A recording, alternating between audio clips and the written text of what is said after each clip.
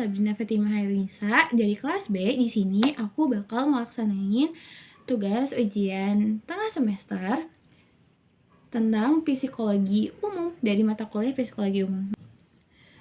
Sebelumnya aku bakal ngejelasin dulu apa itu mata kuliah psikologi umum. Mata kuliah psikologi umum itu adalah mata kuliah yang mencakup semua dasar psikologi. Itu tuh mencakup juga mata kuliah yang lain nih, kayak misalnya psikologi kepribadian, biopsikologi, dan yang lain-lainnya. Jadi, mata kuliah psikologi umum tuh bener-bener mencakup sejarah-sejarah psikologi gitu. Nah, kayak misalnya yang aku baca di buku psikologi umum yang diberi oleh dosen aku, Bu Irianti.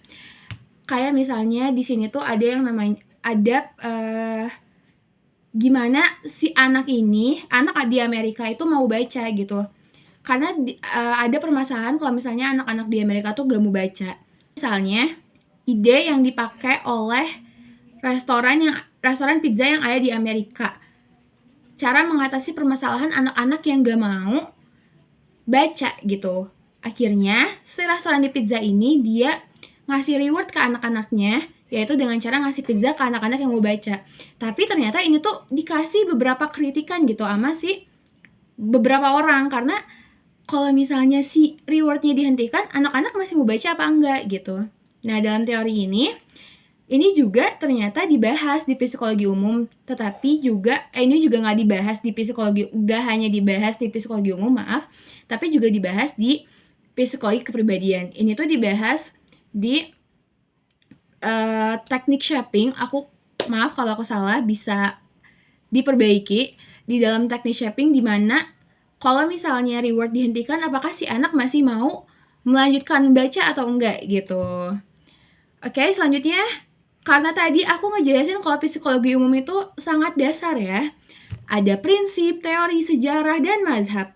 Aku bakal lebih ngembangin ke mazhabnya, karena di dalam psikologi umum itu ada 5 mazhab yang sangat-sangat penting dan harus kita pelajari gitu. Bakal berguna, dimana kalau misalnya kita mengerti 5 teori ini, itu tuh bakal menjadi penentu kita. Entarnya kita bakal milih jurusan apa nih di psikologinya gitu. Kognitif, behaviorisme, biologis, sama neuropsikologi. Jadi, kita lanjut ke video selanjutnya. Ini sebelumnya aku bakal nyobain tengah-tengah. Aku baru banget baca buku ini. Bombastic side eye, criminal offensive side eye. Jadi kenapa si mazhab-mazhab atau perspektif psikologi ini bisa muncul 5-5-nya? Itu karena bapak mazhab filsafat itu bertanya-tanya. Aku bertanya-tanya dengan teka-teki. Bertanya-tanya, kenapa bertanya-tanya tentang bagaimana proses mental itu dapat terbentuk, kayak apakah seseorang itu tuh sadar kalau misalnya dia sadar, dan realitas tuh beneran ada apa enggak. Akhirnya bapak ilmu kedokteran kita, yaitu Hippocrates, itu dia meneliti observasi gitu. Nah, dia tuh yang pertama kali mencetuskan yang namanya mazhab biologis, sehingga terbentuklah namanya mazhab biologis gitu. Dia juga yang mencetuskan bagaimana otak mengendalikan berbagai organ tubuh kayak gitu. Nah, selanjutnya bakal dibahas lagi di video yang udah aku buat tadi selanjutnya. Yang pertama, aku bakal ngebahas tentang mazhab psikologi biologis. Di mazhab psikologi biologis ini ngebahas tentang bagaimana kita tuh berperilaku itu sesuai dengan aktivitas otak kita dan sel saraf kita. Jadi segala sesuatu yang kita lakuin, mulai dari merasa, meraba, dan belajar, semua tuh ada hubungannya dengan listrik dan kimia yang ada di tubuh kita dan otak kita ya terutama. Nah, cara gampangnya tuh kan kita punya miliaran sel saraf yang ada di otak kita. Nah, sel saraf ini berkomunikasi lewat listrik dan zat kimia yang ada di otak kita gitu. Nah, setiap bagian di otak kita juga punya bagiannya masing-masing. Bagian kayak untuk mengatur emosi,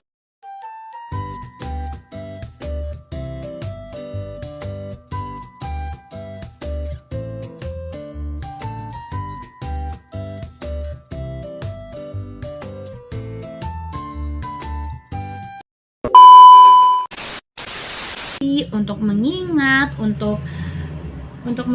untuk berpikir dan yang lain-lainnya. Begitu. Nah, selanjutnya seiring berjalannya waktu, itu pendekatan biologis ini tuh juga meneliti nih gimana aktivitas otak atau otak ini mempengaruhi cara kita berpikir dan mengingat dan belajar gitu. Pendekatan biologis, pas kita lagi belajar, sel saraf di otak kita ini berubah. Proses ini tuh dinamainnya plastisitas otak gitu. Nah, belajar ini tuh bakal ngebuat koneksi antar neuron itu jadi lebih kuat. Nah, neuron itu adalah impuls penting yang menghantarkan rangsangan gitu. Rangsangan listrik. Neuron itu tuh kayak satu divisi gitu. Dia nggak satu doang. Nih, aku bakal kasih lihat. Ntar aku bakal kasih fotonya di sini. Tapi aku bakal kasih lihat dulu contoh neuron biar kegambaran aku ngejelasinnya. Ini dia neuron tuh yang kayak gini. Ini aku lagi ngecas juga. Ini neuron yang kayak gini. Mungkin agak nggak kelihatan ya. Terus semoga kelihatan lah. Ini neuron segini. Satu divisi dia tuh. Jadi saat kita belajar, neuron ini bisa ngebuat koneksi yang lebih kuat antara neuron dan bahkan ngebuat koneksi baru gitu. Perubahan pas kita lagi belajar itu, perubahan ini tuh terjadi karena jumlah jenis zat kimia di otak ini ngebantu sel-sel tuh berkomunikasi gitu. Kayak misalnya kita kenalan sama teman baru. Nah, sel-sel saraf di otak kita tuh bakal lebih cepat berkomunikasinya gitu untuk mengingat nama teman baru kalian gitu. Kayak gitu contohnya. Dan aku ngomong kalau misalnya penelitiannya nggak cuma belajar tapi juga tentang memori. Nah, memori ini juga berkaitan dengan hipokampus. Hipokampus Que quede en el este y yo le pregunto cuál tú quieres, este o este. itu salah satu nama otak di sistem limbik. Fungsinya sebenarnya hipokampus tuh banyak ya guys. Cuman salah satunya itu mengingat. Begitu. Aku kasih lihat gambarnya juga sekarang biar ke gambaran juga. Ini hipokampus. Ini hipokampus yang ini. Ini ya teman-teman hipokampus. Intinya dari penjelasan yang tadi aku jelasin yaitu pendekatan biologis di mana penting banget untuk menyimpan memori pas kita lagi belajar juga. Nah, memori yang tadinya disimpan dalam jangka pendek short term memory itu bisa dijadiin long term memory gitu di dalam hipokampus. Proses ini tuh proses yang menyimpan dari short term memory ke long term memory melibatkan plastisitas sinaptik, yaitu perubahan sambungan antara sel saraf supaya informasi itu bisa disimpan jadi lebih lama. Yang tadi aku bilang long short memory, yaitu penguatan koneksi antara neuron yang lebih sering digunain. Jadi kalau misalnya si neuronnya itu udah nggak digunain gitu ya, kayak kalian belajar SD dan officially kalian udah nggak gunain pelajaran itu gitu, ya udah pelajaran itu tuh bakal otomatis kebuang aja gitu. Neuron kalian tuh bakal kayak ya udah lupain aja gitu. Nah, digantiin sama neuron yang baru yang sekarang lagi kalian pelajarin kayak gitu. Maksud dari pendekatan biologis ini yaitu tadi, dimana pendekatan biologis itu ngaitin perilaku dengan aktivitas otak dan sistem saraf. Dan penelitiannya juga ngelibatin kalau misalnya cara kita belajar itu sangat dipengaruhi oleh memori, dan itu juga melibatkan hipokampus atau enggak hipokampus. Maka itu memori sangat bergantung pada cara otak kita berfungsi. Begitu. Selanjutnya, next into the second mazhab. Nah, yang kedua kita bakal ngebahas perspektif atau mazhab psikologi perilaku atau behaviorisme. Jadi mazhab behaviorisme ini adalah bagaimana aktivitas yang bisa dilihat atau bagaimana kita bisa melihat aktivitas seseorang bukan dari otak dan sistem sarafnya gitu, tapi dari perilakunya. Karena pandangan ini tuh pertama kali tuh diluncurin sama John B. Watson pada tahun 900. Nah, John C. Watson ini juga berpendapat kalau misalnya seorang psikolog tuh harus bersifat objektif. Jadi kita tuh harus melihat perilakunya aja gitu. Watson berkata demikian, guys. Maksud dari si John B. Watson ini, daripada kita memahami proses mental seseorang yang gak jelas dari hatinya aja, yang sebenarnya kita gak tahu dia tuh happy or sad and anything, kita bisa ngelihat bagaimana dia berperilaku berulang-ulang gitu setiap harinya menurut mazhabnya behaviorisme gitu. Nah, kita tuh bisa mengukur individu dari hal yang dari bagaimana cara dia mengulang perilaku dia di setiap harinya. Nah, setelah kita mengulang melihat dan mengamati tadi, kita bisa mengumpulkan data yang objektif tadi dan membuat kesimpulan tentang bagaimana individu berfungsi dan berinteraksi dengan dunia sekitarnya. Begitu.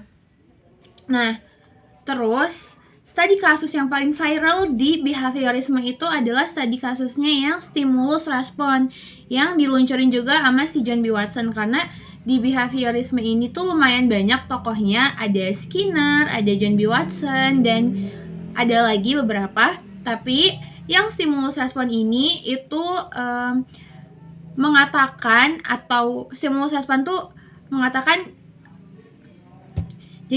memang Mbak nggak bingung. Semua manusia di muka bumi ini bingung, Mbak. Nanti nggak bingung kalau udah di surga.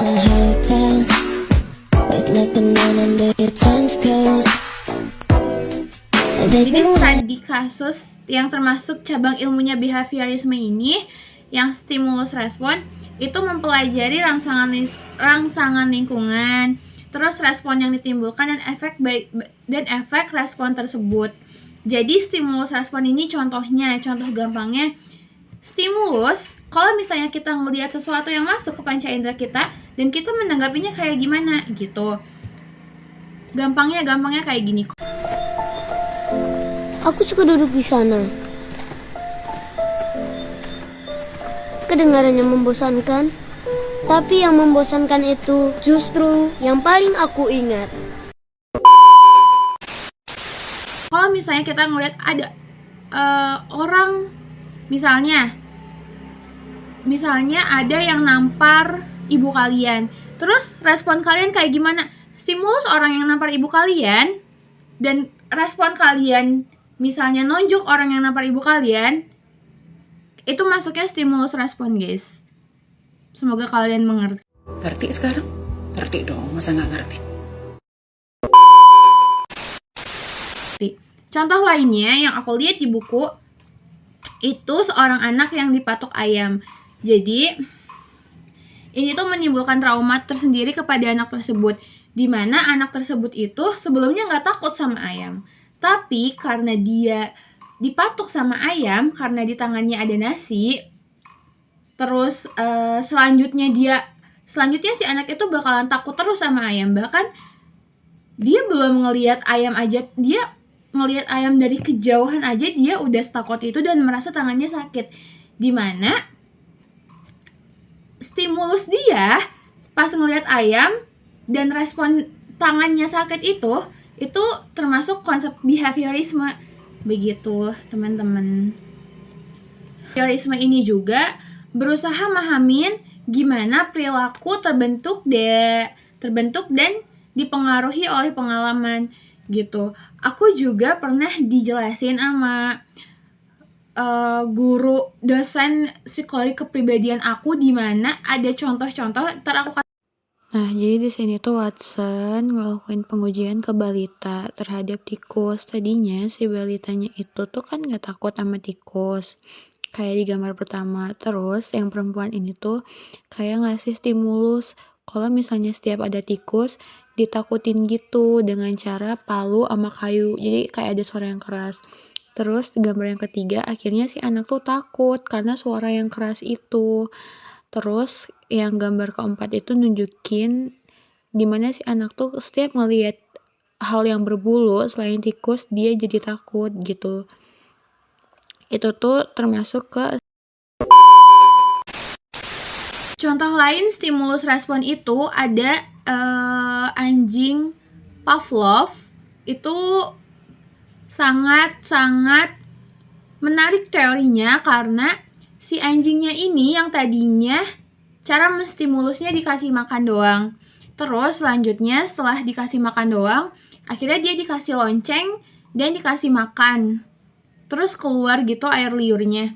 Terus dia kayak gitu selanjutnya dia dikasih lonceng tapi gak dikasih makan. Tapi air liurnya udah mulai ngucur gitu. Itu masuknya ke dalam stimulus respon terhadap lonceng tersebut gitu. Bagaimana dia kalau misalnya ngedenger lonceng, dia bakal tahu kalau misalnya ada makanan, padahal gak bakal ada makanan gitu. Tapi dia udah ngestimulus otaknya bahwa makanan itu tuh bakal ada gitu, padahal mah gak ada. Gimana otaknya terbentuk gitu. Begitu teman-teman. Untuk video yang tadi bakal aku kasih lihat.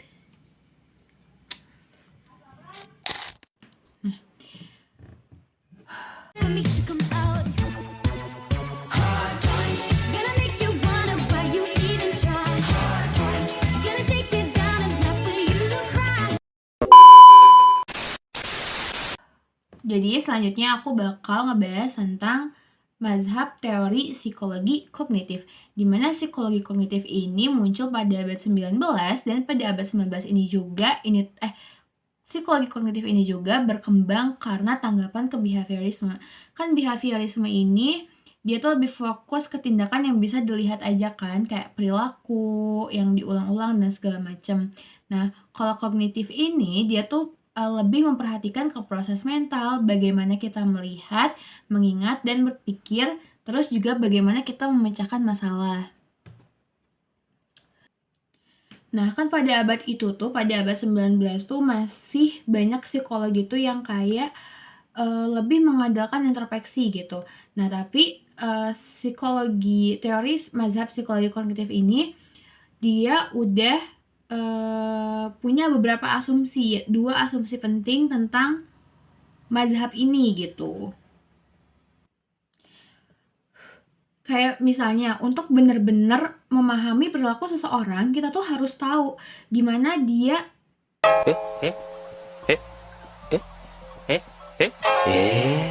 apa yang dilakukan seseorang. Kita harus tahu bagaimana proses mental orang tersebut. Kita harus mempelajari untuk benar-benar memahami apa yang dilakukan seorang. Kita harus mempelajari mental orang tersebut gitu, mempelajari proses mental orang tersebut. Jadi cara dia berpikir kayak gimana, cara dia memproses informasi kayak gimana, kayak gitu. Terus psikologi kognitif juga menekankan kita tuh bisa mempelajari proses mental secara objektif. Jadi kita bisa melihat perilaku spesifik terus ngehubungin dengan proses berpikir yang mendasarinya. gitu. Nah, para ahli kognitif juga menggunakan analogi komputer sebagai informasi yang diterima oleh otak kita. Jadi, semua yang diterima oleh otak kita tuh dipilih, dibandingkan, digabungkan dengan informasi yang udah diterima, terus diubah, disusun kembali agar kita tuh lebih baik dalam berpikir dan bertindak gitu, agar lebih teratur dalam berpikir dan bertindak nih. Nah, maksudnya tuh kayak cara otak kita bekerja tuh dalam menerima, mengelola, menyimpan, itu tuh mirip sama kayak komputer. Misalnya, mirip kayak komputer.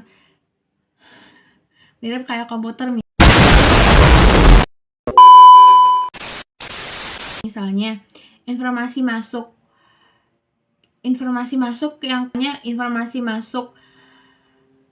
lewat keyboard itu tuh misalnya nih kayak informasi masuk,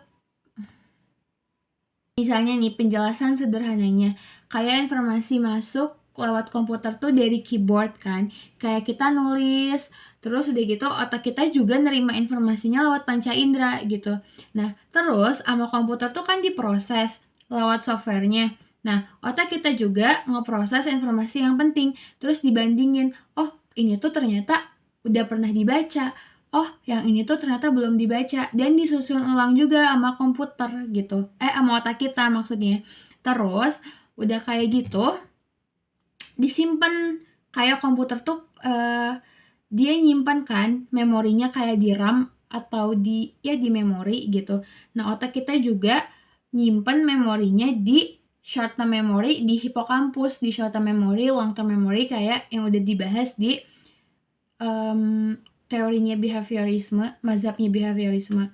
Nah, terus ada juga output tindakan. Nah, kayak misalnya kalau misalnya di laptop kan dia menampilkan nampilnya di layar ya, udah selesai semuanya, terus ditampilnya di layar. Otak kita juga outputnya atau tindakannya itu berupa ucapan, tindakan, dan lainnya gitu. Nah, contoh gampang-gampangnya banget ini mah. Kayak misalnya kamu lagi ngerjain soal matematika. 2/5 dari 25% adalah Nih, pas kamu lagi ngerjain soal matematika tuh kan banyak angka ya. Nah, pas kamu lagi ngeliat angka-angkanya, itu tuh kayak kamu tuh pas lagi ngeliat angka-angkanya kamu memilah-milah nih rumus mana yang harus kamu pakai. Karena kan banyak banget rumus yang kayak kamu hafalin atau kamu inget gitu. Nah, otak kamu tuh bekerja rumus apa yang harus kamu pakai, dan pas kamu terbayangin ternyata ada cara yang lebih mudah. Itu tuh di penyimpanan otak kamu bakal disimpan gitu. Kesimpan pas kamu menemukan cara yang lebih mudah, otak kamu tuh otomatis bakal nyimpen cara yang lebih mudah itu gitu. Nah, terus udah kayak gitu, tindakannya adalah kamu nulis jawaban di kertas dari hasil jawaban yang udah kamu lakuin semuanya. Udah kamu kerjain kan otomatis, terus outputnya kamu tulis jawabannya kayak gitu. Jadi, setelah otak kita nerima, memilih, mengelola, menyimpan, dan mengeluarkan informasi, kita bisa berpikir, mengingat, dan bertindak. Begitu. Terus, para ahli kognitif juga berpikir kalau misalnya teori anggapan behaviorisme ini tuh gak bisa sama sekali, teori mazhab behaviorisme ini tuh pandangannya sempit banget. Karena kenapa kita cuman bisa ngelihat perilaku seseorang aja gitu, sedangkan itu tuh sempit banget, mengabaikan banyak banget pendekatan fungsi yang ada dalam diri manusia. Kayak misalnya ternyata manusia itu bisa memecahkan masalah, juga bisa berkomunikasi dengan lancar. Tuh kan gak mungkin kan dari behaviorisme aja gitu, tapi juga otak itu sangat berpengaruh gitu di situ. Makanya kenapa ahli kognitif itu sangat bertentangan dengan behaviorisme gitu. Nah, Contoh gampangnya, ada juga contoh dalam kehidupan sehari-hari ya. Kayak saat orang kelilit utang. Saat orang kelilit utang, terus dia minjem uang lewat pinjaman online biar cepet gitu. Nah, keputusan ini tuh diambil lewat perasaan, intuisi, bukan lewat kognisi, pikiran jangka panjang. Dia tuh nggak mikirin gimana cara nuntasin bunganya, gimana cara, pokoknya dia bener-bener gak mikirin apapun gitu. Nah, ini tuh gimana proses berpikir kognitif mempengaruhi perilaku dan keputusan kita gitu. Jadi perspektif kognitif ini atau mazhab kognitif ini nekenin pentingnya proses berpikir yang terjadi dalam kepala kita sebagai perilaku perilaku dari. Aduh nih kalau boleh jujur gue sebenarnya nggak ngerti nih meeting ngomongin apaan. Jadi perspektif atau mazhab kognitif ini nekanin pentingnya proses berpikir yang terjadi dalam kepala kita sebagai dasar perilaku yang kita lakuin. Nah, ternyata proses kognitif ini juga bisa dilakuin ke orang-orang dalam obesitas dan agresi. Contohnya, nah jadi obesitas dan terhadap sudut pandang kognitif itu sangat berpengaruh terhadap memori, terus terhadap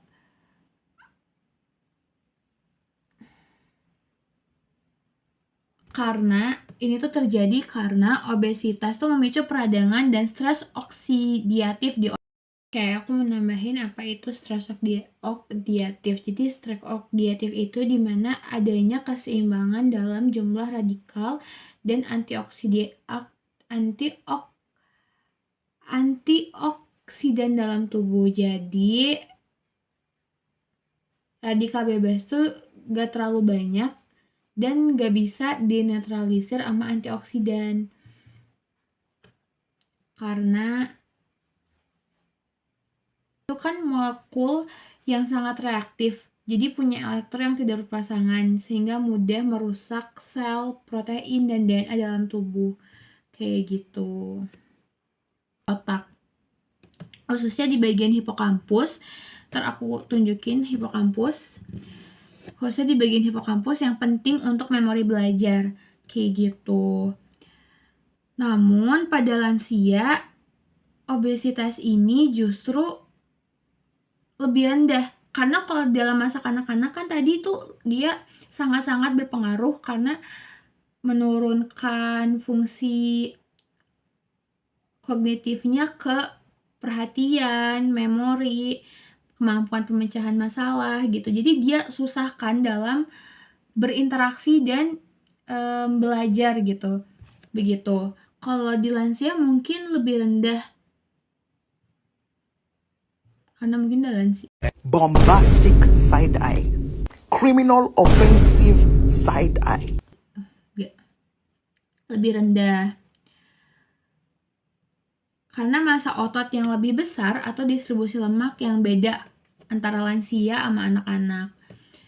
Terus kalau agresi itu dimana pola pikir seseorang itu dalam pengambilan keputusannya atau menafsirkan suatu kejadiannya sebagai ancaman atau penghinaan. Nah, di sini proses kognitif itu sebagai persepsi. Jadi terapi terhadap orang si agresi tersebut untuk mengurangi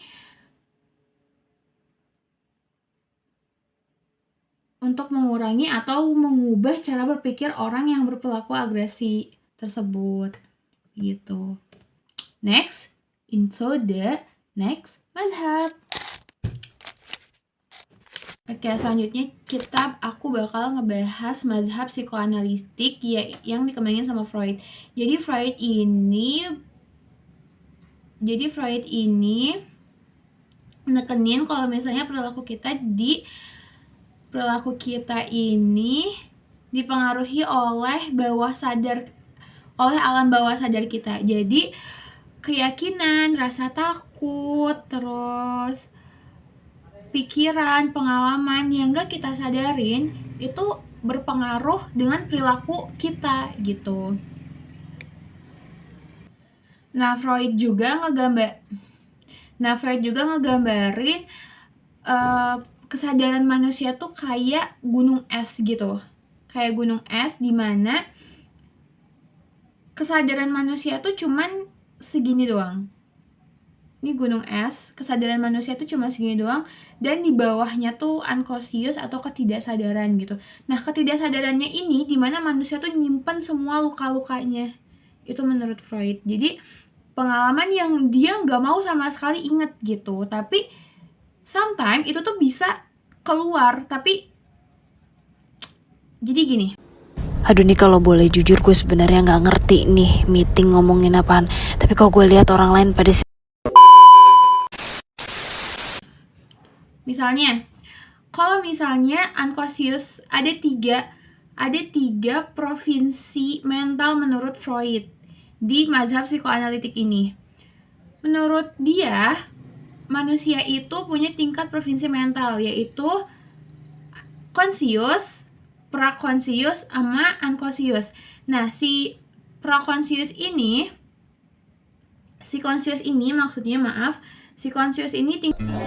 Aduh pusing, pala otak, pala Barbie pusing, bolak-balik, maju, mundur, maju, mundur, maju, mundur, maju.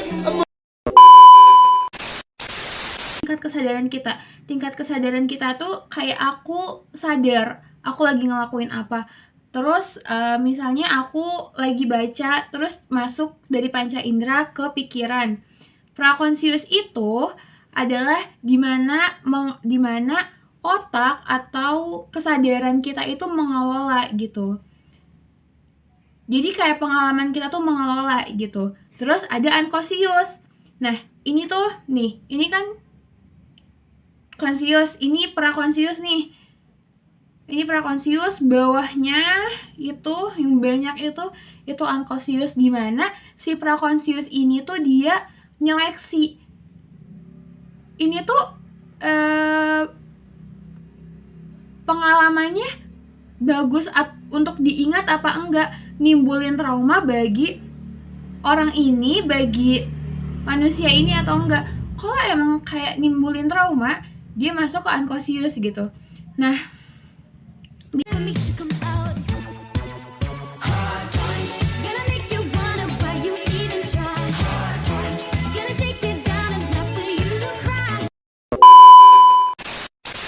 biasanya kalau misalnya emang nimbulin trauma bagi orangnya itu, walaupun dia masuk ke unconscious kan, jadi ntar si manusianya itu gak sadar ya. Kayak kalau misalnya aku jadi gak sadar gitu tentang ingatan aku itu, tapi sometime itu tuh ingatannya bakal kembali muncul, tapi bakal disensor gitu, bakal kayak gak. bukan sensor ini ya teman-teman. Misalnya aku pernah dibully, terus tapi tiba-tiba aku tuh kayak gak mau inget lagi, dan itu masuknya ke unconscious ya. Aku gak mau inget lagi tentang hal itu gitu, tentang si kejadian unconscious itu. Jadi kan kejadian yang nimpa aku tuh kan masuknya ke unconscious nih, karena aku emang udah mau ngelupain hal itu. Tapi kalau misalnya emang tiba-tiba ingat, itu tuh bisa aja ingetnya lewat mimpi atau keceplosan dan segala macem gitu. Itu menurut mazhab psikoanalitik ini. Nah, terus menurut Freud juga, menurut si mazhab psikoanalitik kan dikembanginnya sama Freud ya, ada 3 juga mental tuh bekerja. Manusia, dalam diri manusia tuh ada 3 utama kepribadian. Ada id, ego, sama super ego. Maaf. Dimana id ini itu bertindak kayak hawa nafsu. Id ini bertindaknya kayak hawa nafsu. Id ini ada, pokoknya psikoanalitik itu dia tuh bener-bener hal yang harus memandang kalau misalnya manusia tuh harus banget dipuasin kebutuhannya gitu. Nah, pokoknya prinsip utama dari kepribadian menurut mazhab psikoanalitik itu ada 3. Ada id itu adalah hawa nafsu. Jadi bukan ya, bahasa gampangnya hawa nafsu ya.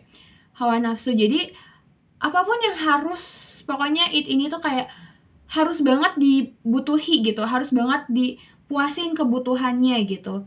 Namanya id. Terus ada yang namanya id ego. Oh, id super ego. Super ego ini, nah id itu adanya dari lahir gitu. Jadi apapun yang dia mau harus banget diikutin. Bener-bener harus diikutin gitu. Kalau enggak ntar jadi gelisah apa gimana, itu namanya id ya. Kayak gitu, kayak kalau kita baru lahir terus terus kita tuh mau nyusu atau gimana, kalau enggak kita bakal gelisah, itu id. Terus ada yang namanya super ego. Super ego tuh adanya pas zamannya genital, sekitar umur 3-4 tahun, dimana kita tuh udah ngerti sama yang namanya prinsip moral gitu. Super ego ini juga prinsip moral. Jadi kita tuh udah ngerti kalau misalnya ini tuh nggak boleh dan ini tuh sebenarnya baik apa enggak gitu. Super ego tuh terbentuknya karena hati nurani kita gitu. Nah, kalau misalnya tadi si id itu hawa nafsunya, super ego tuh kayak yang ngasih tahu itu tuh sebenarnya boleh nggak sih dikerjain apa enggak gitu. Jadi agak sometimes bertentangan sama si id gitu. Nah, terus ada yang namanya ego. Ego ini jembatan antara si id sama super ego. Nah, kalau misalnya kan si id ini kan ngikutin kesenangan diri, pokoknya ngikutin hawa nafsu banget. Kalau misalnya si super ego ini harus bermoral gitu ya. Pokoknya apa yang dia diajarin dari lingkungannya, dari orang tuanya. Kayak kalau misalnya orang tuanya bilang gak boleh ngebuang makanan, sedangkan id udah kenyang gitu, buang aja makanannya. Tapi menurut super ego, udahlah buang aja makanannya gitu, karena udah kenyang.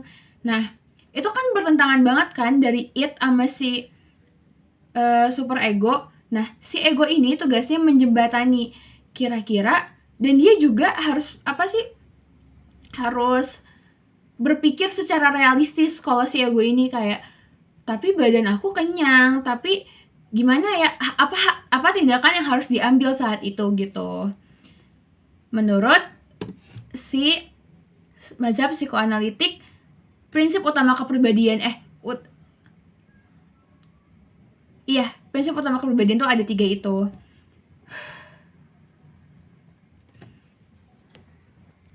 Nah, kadang si id, ego, sama super ego ini 3-tiganya tuh berdebat dan ngebuat anxiety atau kecemasan. Makanya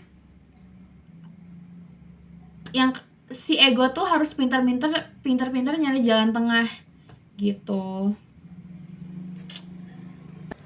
Nah, mazhab ini juga tuh percaya banget nih kalau misalnya manusia itu punya dorongan-dorongan yang mirip sama hewan, kayak dorongan seks sama dorongan agresi. Cuman karena kita hidup di tengah-tengah gempuran manusia gitu, di tengah masyarakat, kan gak mungkin tiba-tiba kita langsung kayak marah-marah gitu kan, menginikan id kita dengan agresi kita yang meledak-ledak, dan gak mungkin kita iniin seks kita segala macem. Jadi itu tuh menyesuaikan diri kita, menyesuaikan kita dengan lingkungan gitu. Ada yang namanya defense mechanism. Nah, defense mechanism kita itu menyesuaikan diri kita dengan lingkungan kita gitu. Begitu.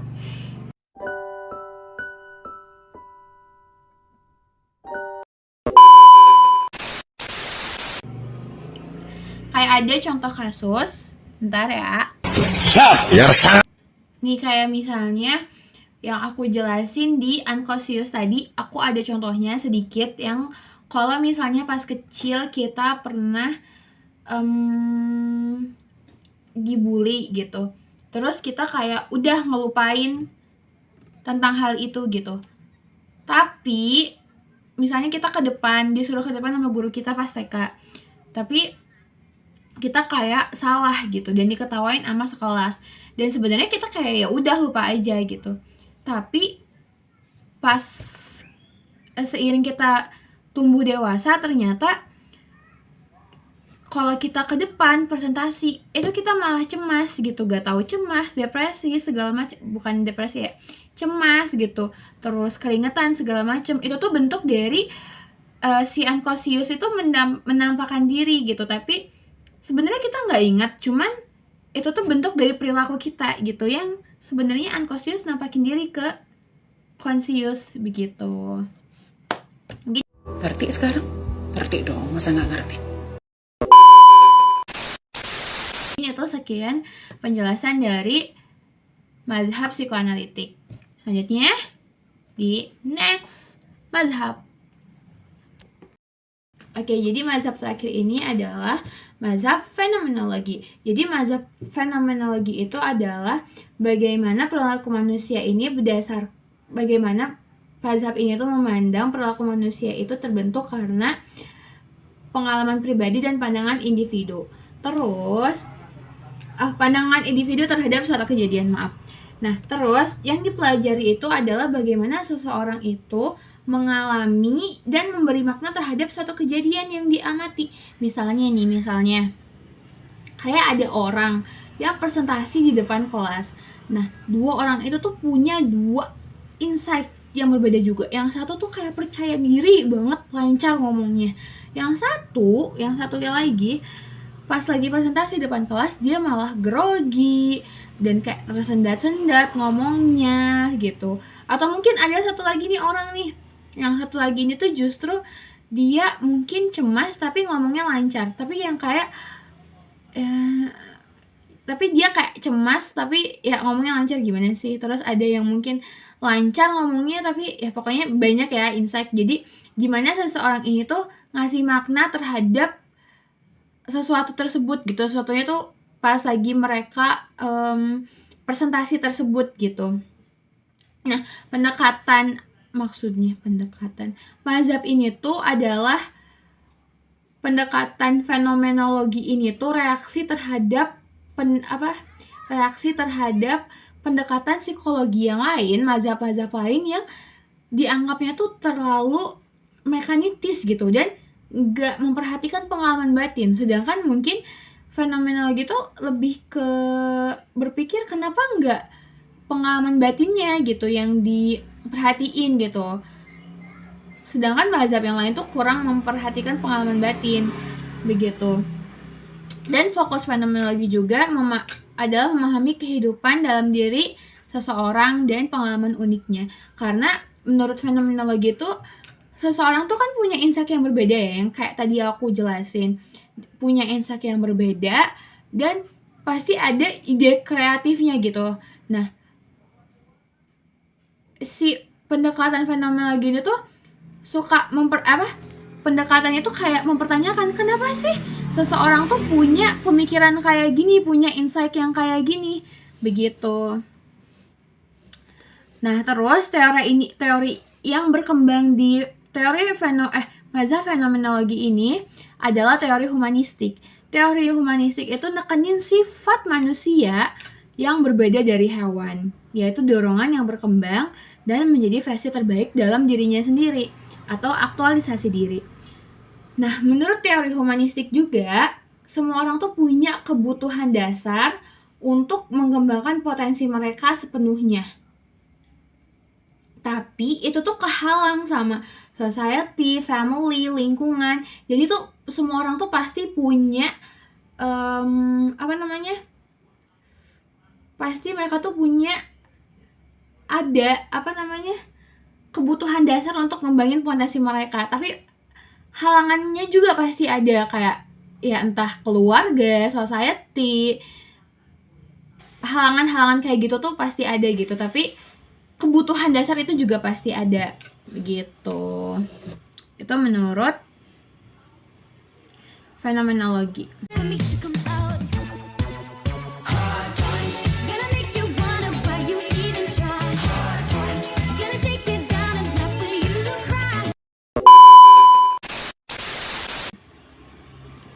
Nah, kan aku tadi bilang ya, kalau misalnya insight di fenomenologi itu tuh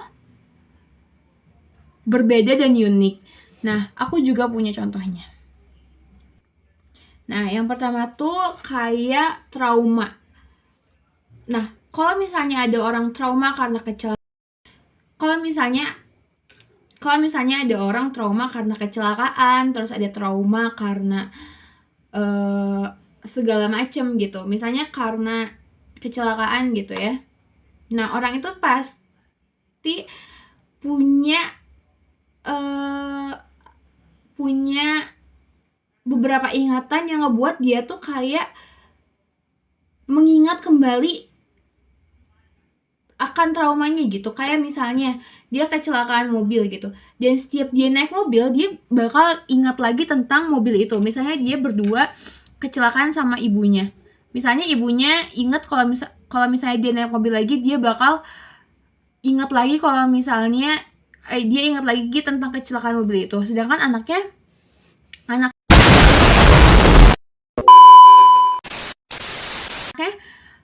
malah ingat lagi yang mengingatkan dia tentang kecelakaan mobil laginya itu bukan mobilnya gitu. Nah, anaknya malah ingatnya kalau misalnya ngelihat jalan yang pas dia kecelakaan, dia bakal ingat lagi tentang kecelakaan itu, kayak gitu. Ngerti sekarang? Ngerti dong, masa nggak ngerti? Nah, pendekatan fenomenologi ini tuh berusaha memahami bagaimana trauma tersebut tuh mempengaruhi cara individu ini melihat diri mereka sendiri dan melihat dunia di sekitar mereka gitu. Mereka tuh bakal ngegali bagaimana pengalaman tersebut tuh ngebentuk identitas mereka, kayak gitu. Oke, mungkin cukup sekian penjelasan dari saya 5 mazhab ini. Semoga kalian ngerti. Kalau kalian masih kayak kurang jelas apa sih yang maksudnya mazhab ini aku masih belum ngerti dan sebagainya, boleh tanya di komen. Bombastic side eye. Criminal offensive side eye. Aku bakal sebisa mungkin ngejawab sebisa aku, karena aku juga masih belajar juga. Ya aku juga bakal berusaha ngejelasin ke kalian, karena ini kan taruhnya di kanal YouTube ya. Aku akan berusaha ngejelasin kalian. Kalau kalian masih kayak agak bingung, ini tuh maksudnya apa sih kak, ini maksudnya apa sih kak, ini maksudnya apa sih kak, atau kalian mau nanya lebih lanjut, aku gak tahu ini, aku gak expect ini bakal tonton sebanyak apa, tapi ya semoga gak ada yang nonton, atau nonton 1-2, dan kalau kalian agak mengerti dan gak mengerti, atau kalian masih agak bingung, bisa ditanyain aja di komen. Aku gak mau kayak menyesatkan orang yang nonton video ini. So, terima kasih kepada dosen pengampu aku, dosen pengampu saya, Bu Irianti.